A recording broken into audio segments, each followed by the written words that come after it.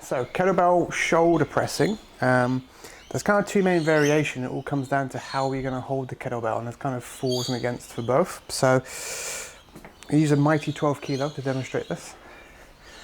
So if I flick up, the sort of traditional way of doing it is to have the kettlebell sort of catch it in the nook of your forearm and your bicep like this.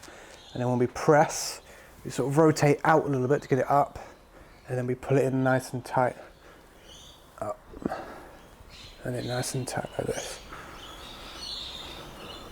So obviously with that, you can generally lift a little bit more weight. It's probably a better place for most to start from, with that sort of sitting in the nape of your arm. And again, you can sort of start with sets of 6 to 8, and gradually build up to maybe sort of sets of 10 to 12, something like that. That's a good place to start for most.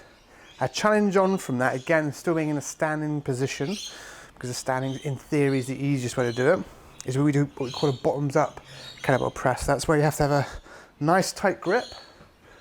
You flick it into position, and then we keep the kettlebell up on end like this, so it's upside down, and we push up like a normal shoulder press, but now there's much more grip going on, more stability needed in the shoulders. Again, helps keep a little bit of brace on for both versions.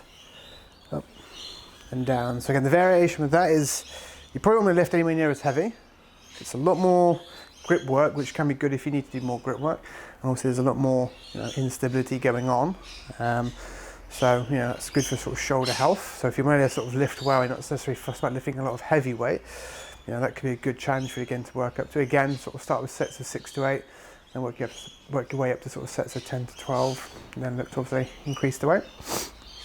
So progression on from that, to make it a little bit harder, is to change our base. So rather than having two strong legs against the ground, we can go into what we call a half kneeling position. So like this. So when I got one leg down, we're going to press on the same side as the leg that's down. So from here, we're doing the normal version first, which is tuck it in, on out to the side. Again, keep a bit of brace on, and then we drive up. Keep that brace nice and tight, and press up. So working shoulder strength and stability, but now we've just increased how much lateral stability we need in our trunk and our core. So there's a bit more challenge going on down here. And of course, again, if you want a real challenge, we can do the bottoms up version. So we can come in here, and we can press straight overhead and down. Again, keep a little bit of brace on, you should be able to breathe still.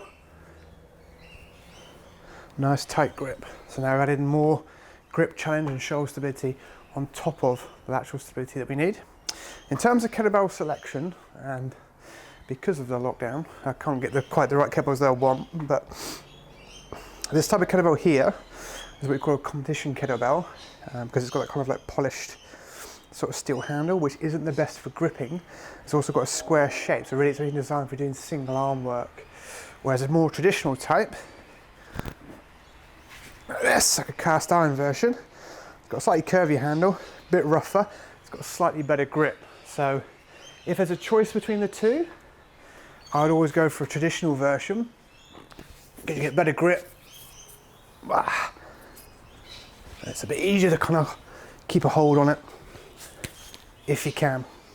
Especially if you don't do bottoms up type stuff, having a slippery handle like that's probably not the best. You can probably get away with it if you've got a bit of, either a very strong grip, or if you've got a bit of chalk, you can get away with it. But that shoulder presses with the kettlebell, single arm. Standing's easier, and as you can tell, half kneeling is much harder. That's sort of your two main variations.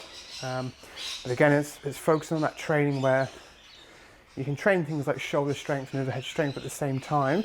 We're still working things like lateral stability and keeping that core and that back strong and healthy at the same time.